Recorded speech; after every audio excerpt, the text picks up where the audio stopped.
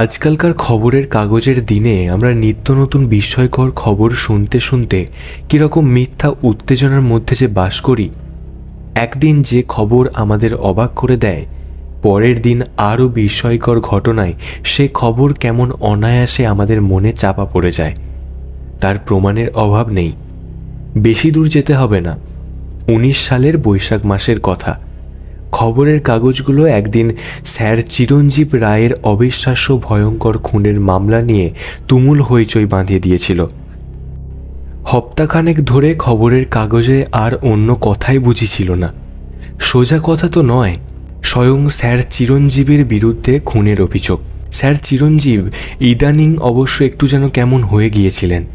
তার সম্বন্ধে মস্তিষ্ক বিকৃতির একটি গুজব চারিধারে শোনা যেতে আরম্ভ করেছিল। কিন্তু তা বলে এতটা কেউ কি কল্পনাও করতে পারে? তার পূর্ব কীর্তির কথা তখনও তো লোকে ভোলেনি। স্যার উপাধির দ্বারা তো তার পরিচয় নয়, তার পরিচয় বাংলার গৌরব ও পৃথিবীর শ্রেষ্ঠ একজন বৈজ্ঞানিক হিসাবে। পৃথিবীর শৈশবাবস্থার সরীসৃপ জাতীয় প্রাণীর কঙ্কালের খোঁজে নব্য এশিয়ার তিনি যে বৈজ্ঞানিক অভিযানের নেতৃত্ব করেন, সে অভিযানের অসামান্য সার্থকতার সমস্ত পৃথিবীর কাছে বাংলার মুখ উজ্জ্বল হয়েছিল। বাংলা দেশ থেকে এরকম অভিযান যে হতে পারে তা কেউ আগে ভাবতেই পারেনি। তার দ্বিতীয় অভিযান প্রাণীতত্ত্ব বিষয়ক গবেষণার জন্যে নিউগিনির অনাবিষ্কৃত প্রদেশে আশাতীতভাবে সমৃদ্ধ হয়ে উঠেছিল বটে, কিন্তু তারপর থেকেই তার মস্তিষ্ক বিকৃতির লক্ষণ বুঝি দেখা দেয়। তার অদ্ভুত সব নতুন মতামত শুনে বৈজ্ঞানিক সমাজ তার মাথা ঠিক আছে কিনা তা নিয়ে সন্দেহ প্রকাশ করে। স্যার চিরঞ্জীব চিরদিন অত্যন্ত অহংকারী প্রকৃতির। খ্যাতির শিখরে যতদিন তিনি ছিলেন ততদিন তার প্রতিভার খাতিরে এই অহংকার সকলে নিঃশব্দে সহ্য করেছে।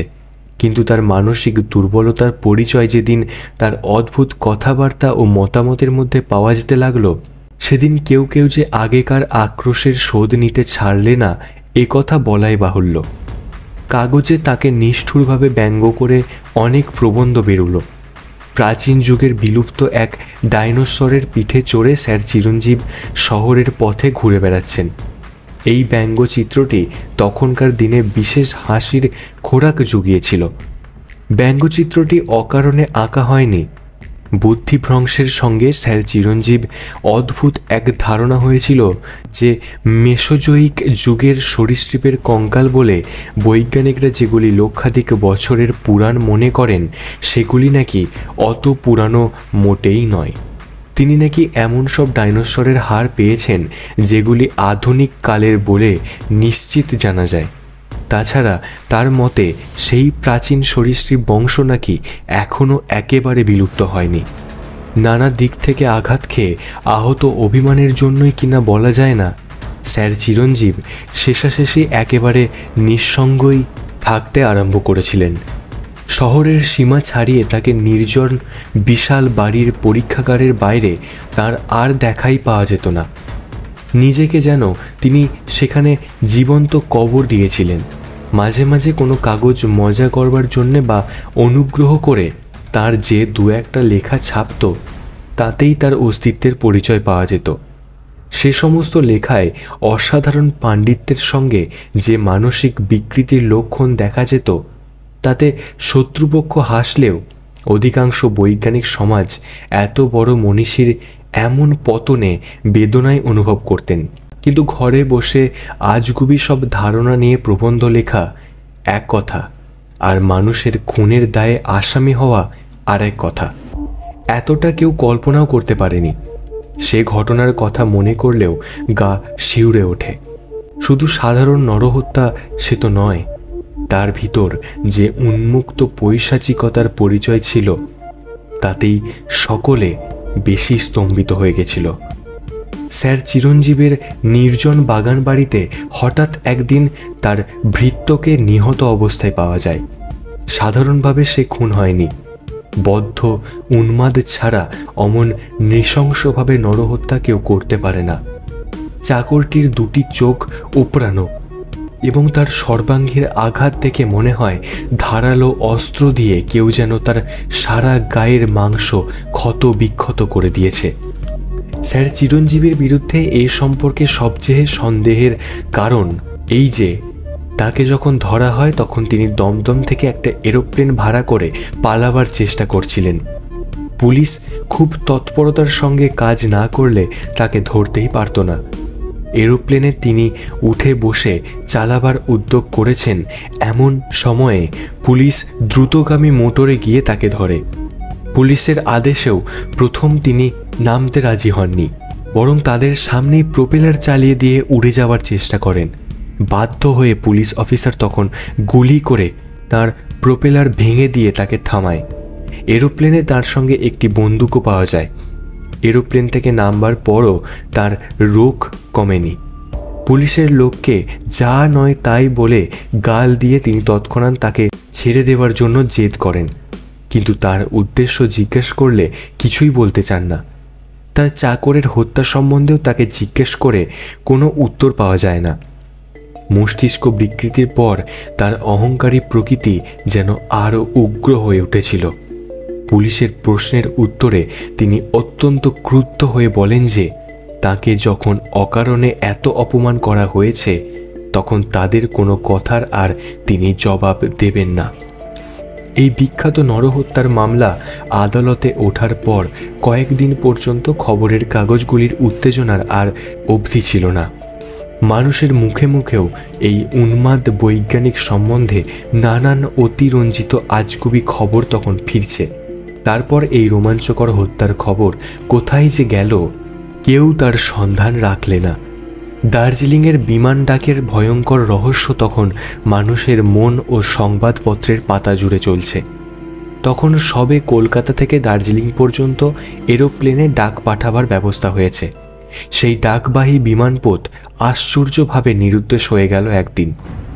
অনেক খোঁজাখুঁজির পর ঘন টেরাইয়ের জঙ্গলে ভাঙা এরোপ্লেনটির সন্ধান যদি বা মিলল, তার চালকের কোনো পাত্তা নেই।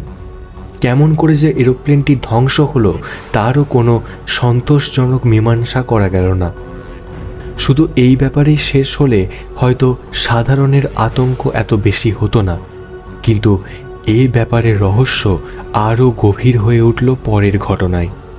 একজন ইংরেজ বিমানবীর জলপাইগুড়ি থেকে এরোপ্লেনে কলকাতা আসছিলেন তার পরের দিন ভোরের বেলা, কিন্তু যাত্রা করবার খানিক বাদেই তার এরোপ্লেনটিও অদ্ভুতভাবে ভেঙে পড়ে তিস্তা নদীর ওপর। তিস্তার অনেক জেলে নৌকা থেকে জেলেরা তার পড়ার দৃশ্য দেখেছিল। তাদের জিজ্ঞাসা করে জানা যায় যে ভোরের রাত্রে আবছা অন্ধকারে তারা চোখে ভালো না দেখতে পেলেও এরোপ্লেনের আওয়াজ বেশ স্পষ্ট শুনতে পেয়েছিল। হঠাৎ ঊর্ধ্ব আকাশ থেকে কীরকম বেয়ারাভাবে এরোপ্লেনটি মাতালের মতো পাক খেতে খেতে নামতে থাকে। নিচে নেমেও এরোপ্লেনটি আরেকবার ওপরে গোদ খাওয়া ঘুড়ির মতো উঠেছিল, কিন্তু বেশি দূর নয়। তারপর সশব্দে তিস্তার জলে সেটি ভীষণ বেগে এসে পড়ে। এবারে এরোপ্লেনের ভিতর ইংরেজ চালকের মৃতদেহ পাওয়া যায়, কিন্তু আশ্চর্যের বিষয় তার সমস্ত মুখ ক্ষত বিক্ষত এবং একটি চোখ খোবলানো। এই ভয়ঙ্কর খবর বাসি হতে না হতেই পরের দিন সংবাদ পাওয়া গেল যে দার্জিলিং থেকে সন্ধ্যায় ফেরার সময় আরেকটি ডাকবাহী বিমানপথ টেরাইয়ের জঙ্গলের ওপর পূব দিকের আকাশে দুটি অদ্ভুত আকারের বিমানপথ দেখেছে। ভালো করে লক্ষ্য করার আগেই সেগুলি সন্ধ্যার অন্ধকারে অস্পষ্ট হয়ে যায়। এই রহস্যময় দুটি অজানা বিমানপথের খবরে এবার দেশের এক প্রান্ত থেকে অপর প্রান্ত পর্যন্ত সাড়া পড়ে গেল। ভালো করে খোঁজ নিয়ে জানা গেল যে INA অর্থাৎ ইন্ডিয়ান ন্যাশনাল এয়ারওয়েজের এরোপ্লেন সেদিন ওদিকে যায়নি। তাছাড়া বিমান ডাকের চালক যে ভাবের বর্ণনা দিয়েছিল সে ধরনের বিমানপথ ভারতের কোথাও তো নেই। নতুন এই আতঙ্কের হুজুকে স্যার চিরঞ্জীব রায়ের মামলা কোথায় যে চাপা পড়ে গেল কে জানে। খবরের কাগজের কোণে তার সংক্ষিপ্ত বিবরণ লোকের বোধহয় আর চোখেও পড়ে না। প্রত্যেককে আমরা তখন খবরের কাগজ খুলেই এরোপ্লেন রহস্যের সংবাদ রুদ্ধ নিঃশ্বাসে পড়তে আরম্ভ করি। প্রতিদিন উদ্গ্রীব হয়ে থাকি এই রহস্যের ওপর নতুন কোনো আলোক সংবাদ হলো কিনা তা জানার আশায়। হাজার রকমের গুজব ও আলোচনা চারিদিকে চলতে থাকে। এই অদ্ভুত অজানা বিমানপথ দুটি কাদের? যে দুটি এরোপ্লেন আশ্চর্যভাবে ধ্বংস হয়েছে, তাদের ভেঙে পড়ার সঙ্গে এদের সম্পর্ক আছে কিনা? আপাতত কোনো দেশের সঙ্গে যখন আমাদের কিংবা কারোর যুদ্ধ বা বিরোধ নেই, তখন এমনভাবে কারা নিরীহ আকাশপথের যাত্রীদের আক্রমণ করছে, তাদের উদ্দেশ্যই বা কী? এ সমস্ত প্রশ্নের কোনো উত্তর কেউ দিতে পারলে না। শুধু চারিধারে আতঙ্কই বেড়ে যেতে লাগলো। INA বাধ্য হয়ে বাংলার উত্তরাঞ্চলে রাত্রে এরোপ্লেন চালানো বন্ধ করে দিলে, কারণ দেখা গেল যে বেশিরভাগ দুর্ঘটনাই রাত্রে ঘটছে। ডাকবাহী বিমানপথ ও ইংরেজ চালকের এরোপ্লেনের পর আরও 3টি এরোপ্লেন ওই অঞ্চলে রাত্রে ভেঙে পড়ে। আরোহীদের অধিকাংশ সময়ে পাত্তা পাওয়া যায় না, পাওয়া গেলেও দেখা যায় তাদের দেহ ছিন্ন ভিন্ন। শুধু আকাশপথে এরোপ্লেনই নয়, সাধারণ লোকও আক্রান্ত হয় অনেক। রংপুরের একটি গ্রামের রাস্তায় একদিন সকালে একজন চাষির ক্ষতবিক্ষত দেহ দেখতে পাওয়া যায়। রাত্রে সে তার হারান বলদের খোঁজে বাইরে বেরিয়েছিল। অনেকে অবশ্য এই ব্যাপারটির সঙ্গে রহস্যময় এরোপ্লেন দুটির কোনো সংস্রব আছে তা স্বীকার করতে চান না, কিন্তু সেই গ্রামের একজন বৃদ্ধ বলে যে সেদিন রাত্রে আকাশে অদ্ভুত একরকম আওয়াজ সে শুনেছিল। সত্য মিথ্যা নানা রকম খবর এবার রটতে থাকে। হুজুগের দিনে খবরের কাগজগুলি বাদ বিচার না করে তার সবগুলিকেই প্রায় স্থান দেয় নিজেদের পাতায়। আমাদের কাগজের মফস্বল বার্তাগুলি একেই যত গাঁজাখুরিক সংবাদের ডিপো। মফস্বলের প্রতিনিধিরা সুযোগ পেয়ে যা খুশি আষাঢ়ে গল্প সেখানে চালাতে থাকে। কোথায় জলপাইগুড়ি অঞ্চলের এক গাঁয়ের এক বুড়ির বাছুর হারিয়েছে, মফস্বল বার্তায় তার খবরের সঙ্গেও বেরোয় যে সে বুড়ি নাকি দেখেছে আকাশের থেকে প্রকাণ্ড একটা কি জিনিস তার বাছুরকে ছোঁ মেরে নিয়ে গেছে।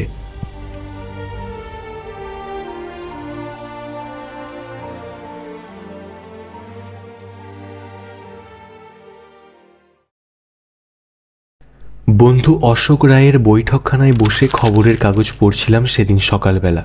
এই খবরটা হঠাৎ চোখে পড়ায় হেসে উঠে অশোককে বললাম, খবরটা দেখেছ? এরপর কোন দিন শুনবো আকাশ থেকে কি একটা নেমে কার হেসেল থেকে মাছ ভাজা চুরি করে নিয়ে গেছে। আমাদের দেশে কিছু একটা হুজুগ হলেই হলো।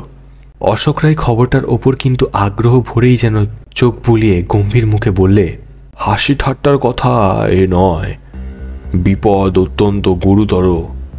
আমি আশ্চর্য হচ্ছি INA বা কেউ এই সম্বন্ধে আর কিছু এখনো করছে না দেখে। ঠাট্টা করেই বললাম, বেশ তো, তোমার তো নিজের প্লেন রয়েছে, তুমি এই আজগুবি প্লেনের রহস্যভেদ করবার জন্য লাগো না। ঠাট্টা করে যে কথা বলেছিলাম, অশোক অত্যন্ত গুরুগম্ভীর মুখে তার যা উত্তর দিল তা শুনে প্রথমটা স্তম্ভিত হয়ে গেলাম। অশোক বললে, লাগবই তো, ঠিক করেছি। খানিকক্ষণ আমার মুখ দিয়ে সত্যিই কথা বেরোলো না। তারপর অস্ফুট স্বরে বললাম, তুমি পরিহাস করছো নিশ্চয়ই? না, পরিহাস নয়, সত্যিই আমি যাব ঠিক করেছি, এবং আজই। আমি আবার ব্যাকুল স্বরে বললাম, কিন্তু তুমি সমস্ত ব্যাপারটা ভেবে দেখেছ? এ পর্যন্ত কতজন বৈমানিক মারা গেছে তা জানো? তাদের মধ্যে ওস্তাদ সমস্ত বিমানবীরও ছিল। তুমি তো সবে সেদিন B সার্টিফিকেট পেয়েছ। তাছাড়া তোমার প্লেনও ডাকের উড়োজাহাজগুলির তুলনায় অনেক খারাপ। অশোক বললে, বিপদ আছে জেনেই তো যাচ্ছি। আমি আর একবার তাকে বোঝাবার চেষ্টা করলাম। বিপদ যে কতখানি তা তুমি বোধহয় বুঝতে পারছো না। এই রহস্যময় এরোপ্লেনগুলি যারা চালাচ্ছে তারা যেমন পৈশাচিকভাবে নিষ্ঠুর তেমনি ধূর্ত ও শক্তিমান। INA কিছু করছে না এমন তো নয়, তারা দল বেঁধেও কিছু করতে পারছে না এর বিরুদ্ধে। তারা যে পারছে না, তারা যা পারছে না, তুমি একলা কি করতে পারবে? অশোককে কিন্তু নিরস্ত করা গেল না। সে অদ্ভুত এক উত্তর দিলে, হয়তো INA-র চেয়ে এ ব্যাপারের মর্ম বেশি বুঝি আমি। অন্তত কোথায় তাদের দেখা পাবো তা আমি জানি। তার কাছ থেকে আর কোনো কথা না বার করতে পেরে আমি অবশেষে হতাশ হয়ে বললাম, নেহাতি যখন যাবে তখন আমি তোমার সঙ্গ ছাড়ছি না। অশোক খানিকক্ষণ আমার দিকে নীরবে চেয়ে থেকে বললে, এই প্রস্তাব তোমার কাছ থেকে আমি আশা করেছিলাম।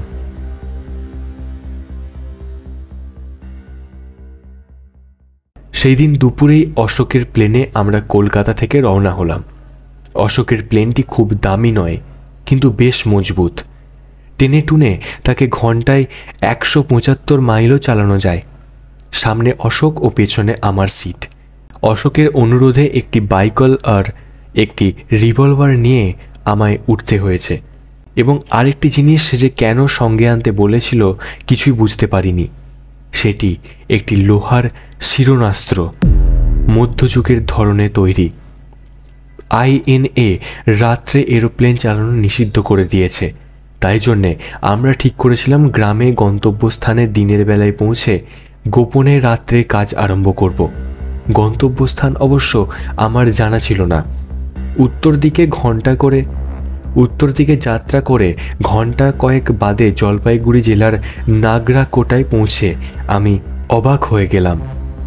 এত জায়গা থাকতে এই শহরটিতে অশোকের থাকার কারণ তখনও আমি বুঝতে পারিনি। কিন্তু নাগরাকোটার প্রধান অসুবিধা হলো এরোপ্লেন নামবার জায়গা। দিনের বেলায় নগরের বাইরে যে ফুটবলের মাঠে আমরা নেমেছিলাম, রাতের অন্ধকারে তাতে অবতরণ করা অসম্ভব।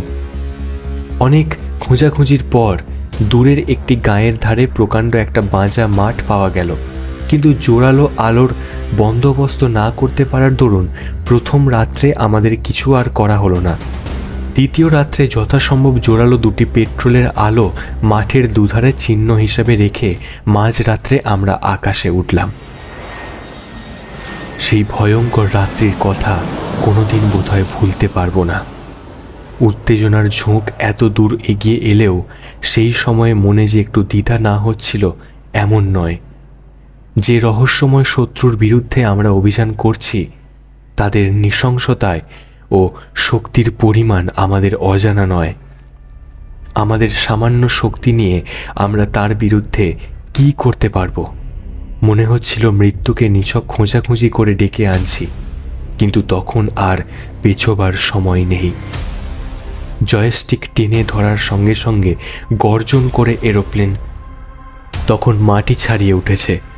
একটিমাত্র ক্ষীণ আশা তখনও মনের মধ্যে আছে, হয়তো সত্যিই আমরা কিছুর না দেখা পেতেও পারি। কিন্তু সে আশাও সফল হবার নয়। দেখতে দেখতে এরোপ্লেন কয়েকবার পাক খেয়ে অনেক ঊর্ধ্বে উঠে পড়ল। নাগরাকোটায় শহরের ক্ষীণ আলো দূরে থাক, আমাদের নামবার মাঠের চড়া আলোও তখন প্রায় অস্পষ্ট হয়ে আছে। যা কিছু আলো আমাদের মাথার ওপরে, সেখানে তারায় ভরা আকাশ জ্বলজ্বল করছে। শুক্লপক্ষের দশমী না একাদশী তিথির ভাঙা চাঁদের সামান্য একটু লালচে রেখা পশ্চিম দিগন্তে দেখা যাচ্ছিল। মাটির ওপর থেকে সে চাঁদ অনেক আগেই অদৃশ্য হয়ে গেছে। আমরা অনেক উঁচুতে উঠেছিলাম বলে এখনও তাকে দেখতে পাচ্ছিলাম। সে রেখাও খানিক পরে মুছে গেল। তারাগুলির আলো ছাড়া আর কোথাও কিছু নেই। নিচে সমস্ত পৃথিবীর ওপর গাঢ় কালির ছোপ। সে ছোপ কোথাও বেশি গাঢ়, কোথাও বা একটু ফিকে। সেই সামান্য একটু রঙের তারতম্য থেকেই আমরা মাঠ, গ্রাম ও জঙ্গলকে যথাসম্ভব আলাদা করে ধরতে পারছিলাম। শহরের ওপর কয়েকবার চক্কর দিয়ে অশোক উত্তরে জঙ্গলের ওপর প্লেন চালিয়ে এনেছিল। আমাদের গতি তখন খুব বেশি নয়, ঘন্টায় আন্দাজ 80 মাইল বেগে মাটি থেকে 1000 ফিট ওপরে আমরা বিশাল বৃত্তাকারে জঙ্গলের ওপর পাক খাচ্ছিলাম। গ্রীষ্মকালে উপযুক্ত বৈমানিকের পোশাক থাকা সত্ত্বেও ঝড়ের মতো যে হাওয়া আমাদের ওপর দিয়ে বয়ে যাচ্ছিল তাতে যেন শীত করছিল। মোটরের গর্জন ছাড়া আর কিছু শব্দ নেই, তারাখচিত অন্ধকার ছাড়া আর কিছু দেখবার নেই। খানিকক্ষণ বাদে এই একঘেয়েমিতে যেন বিরক্তি ধরে গেল। মোটরের আওয়াজের ভেতর কথা কইবার সুবিধের জন্য অশোকের ও আমার বসবার জায়গার মধ্যে দুটো চোঙ লাগানো রবারের নল আমরা লাগিয়ে নিয়েছিলাম। সেই চোঙের ভেতর দিয়ে বললাম, এরকমভাবে কতক্ষণ ঘুরবে? এতে লাভই বা কি? অশোক চোঙের ভিতর দিয়ে উত্তর দিল, অত অধৈর্য হয়েও না, রাত্রে ওড়ার একটা আনন্দ আছেই তো। আমার কিন্তু এটাকে ঠিক আনন্দ বলে মনে হচ্ছিল না। যাই হোক, এ নিয়ে তর্ক করা বৃথা বলে চুপ করে গেলাম। তারপর কতক্ষণ যে আমরা সেই একভাবে চক্কর দিয়েছিলাম তা বলতে পারি না। পূর্বের আকাশ যখন একটু ফিকে হয়ে আসছে প্রভাতের সূচনায়, তখন আমার খেয়াল হলো। আমার চোঙের ভেতর দিয়ে বললাম, সকাল তো হতে চলল, আর কতক্ষণ ঘুরবে এমন করে? চাপা উত্তেজিত কণ্ঠে জবাব এলো, শিগগিরই তোমার শিরনাস্ত্র পরে ফেলে প্রস্তুত হয়ে বসো। সত্যি সত্যি সেই কথায় একটা ঠান্ডা স্রোত যেন সমস্ত শরীরের ভেতর দিয়ে বয়ে শিউরে দিয়ে গেল আমায়। বললাম, দেখতে পেয়েছ? হ্যাঁ, আমাদের দক্ষিণ দিকে চেয়ে দেখো। আমি এরোপ্লেনের বেগ বাড়িয়ে আরো ওপরে উঠছি। সেখান থেকে ওদের ওপর ছোঁ মেরে পড়তে চাই, অবশ্য যদি ওদের বেগ আমাদের চেয়ে বেশি না হয়। এরোপ্লেন হঠাৎ ওপর দিকে নাক তুলে প্রচণ্ড বেগে উঠতে লাগলো। সেই মুহূর্তে আমিও দেখতে পেলাম অন্ধকার তখনও বেশ গাঢ়, কিন্তু তার ভিতর থেকে দুটি বিশাল জিনিসের আবছায়া মূর্তি বেশ স্পষ্টই বোঝা যায়। কিন্তু এ কী ধরনের এরোপ্লেন? আমি এরকম এরোপ্লেনের কথা কখনো শুনিনি। সামনে তার কোনো প্রোপেলার আছে কিনা তা বোঝা যাচ্ছিল না, কিন্তু অনেকটা বাদুড়ের ধরনে তাদের দুটি ডানার ওপর যেন ওঠানামা করছিল, এ বিষয়ে কোনো সন্দেহ নেই। এই পদ্ধতিতে কোনো এরোপ্লেন নির্মিত হতে পারে আমার জানা ছিল না। এরোপ্লেন দুটির আকৃতিও অদ্ভুত। অস্পষ্টভাবে যেটুকু দেখতে পাচ্ছিলাম তাতে মনে হলো কোনো সাধারণ প্লেনের সঙ্গে তাদের কোনো মিল নেই। তাদের বেগ বেশি হোক বা না হোক, আশ্চর্য তাদের ঘোরাফেরার কৌশল। সাধারণ এরোপ্লেনকে অনেকখানি জায়গা জুড়ে মোড় ফিরতে হয়, কিন্তু এরা যেন যে কোনো জায়গা থেকে যেদিকে খুশি হঠাৎ বাঁক নিতে পারে। সামনে যেতে যেতে হঠাৎ ডিগবাজি খেয়ে সোজা পেছন দিকে যাওয়া এদের পক্ষে অত্যন্ত সহজ। সবেগে এরোপ্লেন চালিয়েও এই কৌশলের জন্যেই কিছুতেই আমরা তাদের বিরুদ্ধে সুবিধে করতে পারছিলাম না। ওপর থেকে তাদের কাছ দিয়ে চিলের মতো ছোঁ মেরে নামবার আগেই তারা অদ্ভুত কৌশলে আমাদের কাছ থেকে সরে যাচ্ছিল। গুলি করবার মতো তাদের নাগালের মধ্যে কিছুতেই পারছিলাম না। প্রথমে ভেবেছিলাম তারাও বুঝি দূর থেকে আমাদের লক্ষ্য করে গুলি চালাতে পারে, কিন্তু সেরকম কোনো লক্ষণ দেখা গেল না। তারা যেন শুধু কোনো রকমে আমাদের প্লেনের ল্যাজের দিকটা আক্রমণ করার ফিরিক খুঁজছে মনে হলো।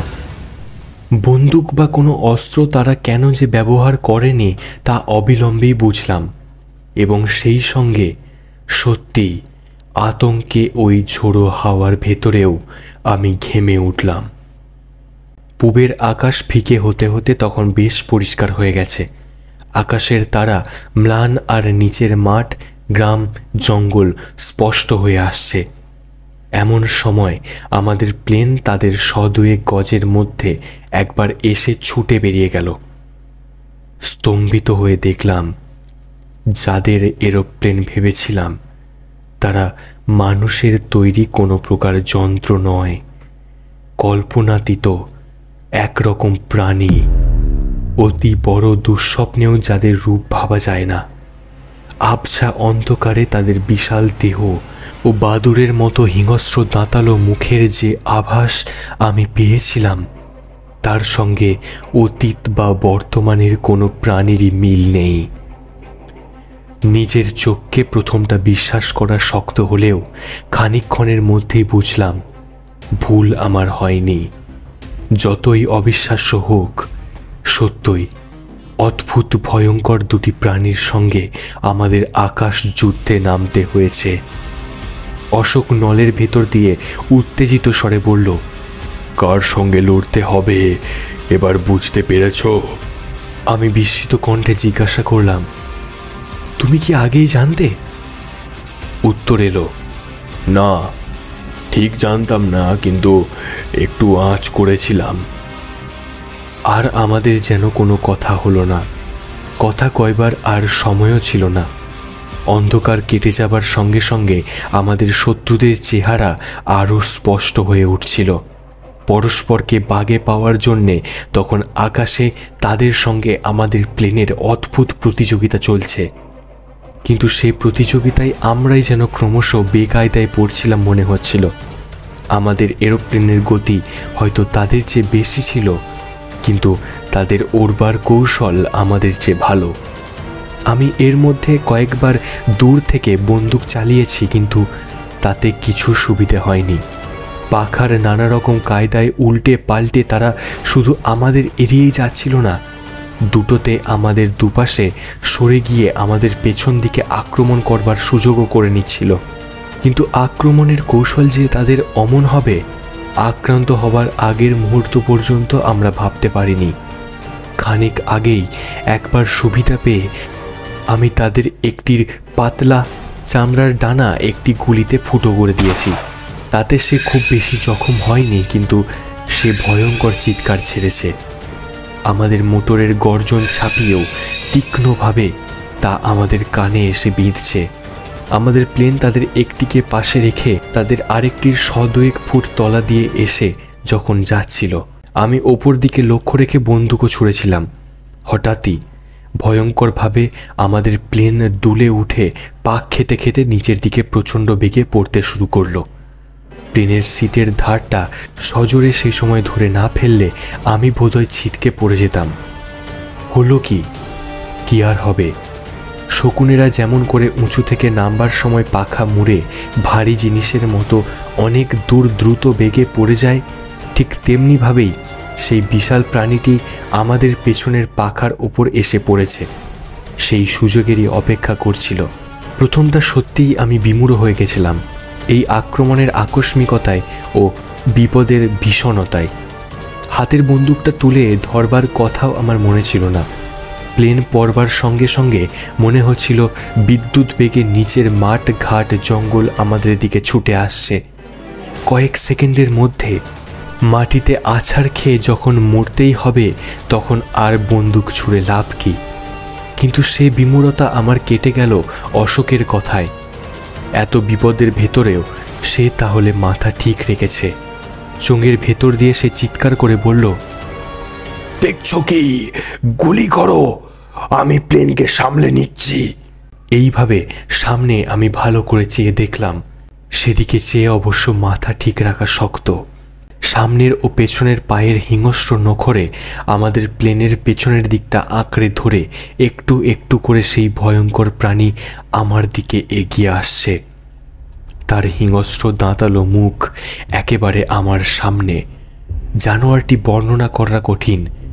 অতিকায় একটি গোসাপের সামনের পা দুটো থেকে বাদুড়ের মতো পাতলা চামড়ার ডানা বেরিয়েছে বলে তা খানিকটা বর্ণনা হয়, কিন্তু তার হিংস্র মুখের ও সাপের মতো কুটিল ভয়ঙ্কর চোখের ভীষণতা বোঝানো যায় না। অনেক সামলাবার চেষ্টা করা সত্ত্বেও তখন আমাদের প্লেন পেছনের লেজের ভারে টাল হারিয়ে একেবারে মাটির কাছাকাছি এসে পড়েছে। সেই সময়ে দাঁতে দাঁত চেপে সমস্ত শক্তি সংগ্রহ করে আমি বন্দুকের নলটা সেই হিংস্র প্রাণীর একেবারে দাঁতালো মুখের ভিতর ঢুকিয়ে দিলাম এবং তারপরই দুটো ঘোড়ায় টিপে দিলাম পরপর। আর কিছু দরকার হলো না। প্লেনের ওপর একবার একটু নড়ে উঠেই জানোয়ারটা গড়িয়ে পড়ে গেল নিচে। আমাদের বিমানপথ আছাড় খেতে খেতে হঠাৎ তীরের মতো ওপরে উঠে গেল ভাবমুক্ত হয়ে। পূবের আকাশ তখন লাল হয়ে উঠেছে। কপালের ঘাম মুছে আমি চোঙের ভেতর দিয়ে বললাম, এবার তো নামতে হয়। না, আর একটা এখনো বেঁচে আছে, জানালো অশোক। কিন্তু আমার বন্দুক যে জানোয়ারটার সঙ্গে পড়ে গিয়েছে। বন্দুক পড়ে গেছে? সবিস্ময়ে চিৎকার করে উঠে অশোক খানিক চুপ করে রইল। তারপর আবার বললে, তাহলেও ফেরা যায় না। এমন সুযোগ আর কখন পাবো কিনা সন্দেহ। এই ভীষণ জানোয়ার বেঁচে থাকলে আরো কত সর্বনাশ করবে কে জানে। তুমি প্যারাশুট দিয়ে নামবার জন্য প্রস্তুত থাকো। সে যে কি করতে চায় কিছুই বুঝতে না পেরে আমি হতভম্ব হয়ে গেলাম। আরেকটি জানোয়ারের নাগাল আমরা তখন প্রায় ধরে ফেলেছি। চারিদিক আলোকিত হয়ে উঠবার দরুন তার সঙ্গীর মৃত্যু টের পেয়ে ভয় পাওয়ার দরুন কিনা বলা যায় না। সে তখন আক্রমণের বদলে পালাবার ফিরিকি খুঁজছে। বিশাল পালকগুলি সবেগে আন্দোলিত করে পশ্চিম দিকের ঘন জঙ্গলের দিকেই সে যাওয়ার চেষ্টা করছে মনে হলো। অশোক হঠাৎ চোঙের ভেতর দিয়ে বললে, লাফিয়ে পড়ো এবার। কিন্তু লাফাবো কি? আমি তখন অশোকের কাণ্ড দেখে বিমূঢ় হয়ে গেছি। আমাদের প্লেন সোজা একটি জানোয়ারের দিকে বন্দুকের গুলির মতো ছুটে চলেছে। যন্ত্রপাতি সব ঠিক করে অশোক তার বসবার খোলের ভেতর থেকে বেরিয়ে এবার শুধু তার গাটুকু ধরে বাইরে ঝুলে পড়ল। তার ইঙ্গিতে আমিও তখন তাই করেছি। তারপর একটি, দুটি, তিনটি সেকেন্ড তারই ইশারায় এবার হাত ছেড়ে শূন্যে ঝাঁপ দিয়ে পড়লাম। প্যারাশুটের বোতাম টেপবার আগেই শুনতে পেলাম ওপরে ভয়ঙ্কর সংঘর্ষের আওয়াজ। আমাদের এরোপ্লেন প্রচণ্ড বেগে গিয়ে জানোয়ারটিকে আঘাত করেছে। আমাদের প্যারাশুট খোলার সঙ্গে সঙ্গে আমাদের এরকম গায়ের পাশ দিয়েই সেই ভয়ঙ্কর প্রাণীটির মৃতদেহ সশব্দে মাটিতে গিয়ে পড়ল। আমাদের এরোপ্লেনটি মাতালের মতন তখনও পড়তে পড়তে পাক খাচ্ছে। নাগরাকোটা থেকে ট্রেনে কলকাতায় পৌঁছাবার আগেই আমাদের খবর কীরকমভাবে সেখানে পৌঁছে গেছিল। এই আশ্চর্য জানোয়ারের মৃত্যুর খবরে সেখানে কীরকম চাঞ্চল্য দেখা দিয়েছিল। INA থেকে আমাদের, বিশেষত অশোককে কীরকম সম্মান করা হয়েছিল সেসব খবর অনেকেরই জানা। এখানে শুধু আমাদের এই অভিযানের অদ্ভুত পরিণতির কথা বলবো। সে পরিণতি স্যার চিরঞ্জীবের মুক্তি। শুধু মুক্তি নয়, বৈজ্ঞানিক হিসাবে এই ব্যাপারে তার খ্যাতির পুনরুদ্ধারও হয়ে গেল। যে ভয়ঙ্কর প্রাণী দুটিকে আমরা মেরেছিলাম, স্যার চিরঞ্জীব নিউগিনি অভিযান থেকে তাদের ডিম এনে কৃত্রিম উপায়ে অদ্ভুত কৌশলে তার পরীক্ষাগারে ফুটিয়ে তাদের ছানাগুলিকে লালন করেছিলেন একদিন বৈজ্ঞানিক জগৎকে দেখিয়ে স্তম্ভিত করে দেবেন বলে। কিন্তু জানোয়ারগুলি আশাতিরিক্তভাবে বেড়ে উঠে একদিন হঠাৎ তার চাকরের অসাবধানতায় তাদের খাঁচা থেকে বেরিয়ে পড়েছিল। চাকরটিকে অমন নৃশংসভাবে তারাই হত্যা করেছিল। তারা ছাড়া পেয়ে কি ভয়ঙ্কর সর্বনাশ করতে পারে তা বুঝেই স্যার চিরঞ্জীব বন্দুক নিয়ে এরোপ্লেনে তাদের মারবার জন্য বেরোচ্ছিলেন। পুলিশ তাকে সেই অবস্থায় বাধা দেওয়ায় অত্যন্ত অপমানিত বোধ করে তিনি মৌনতা অবলম্বন করেন। অশোক স্যার চিরঞ্জীবের খুনের রহস্যের সঙ্গে এই বিমান ডাকের রহস্যের যোগসূত্র হঠাৎ একদিন আশ্চর্যভাবে আবিষ্কার না করলে অবশ্য সব দিক দিয়েই সর্বনাশ হয়ে যেত।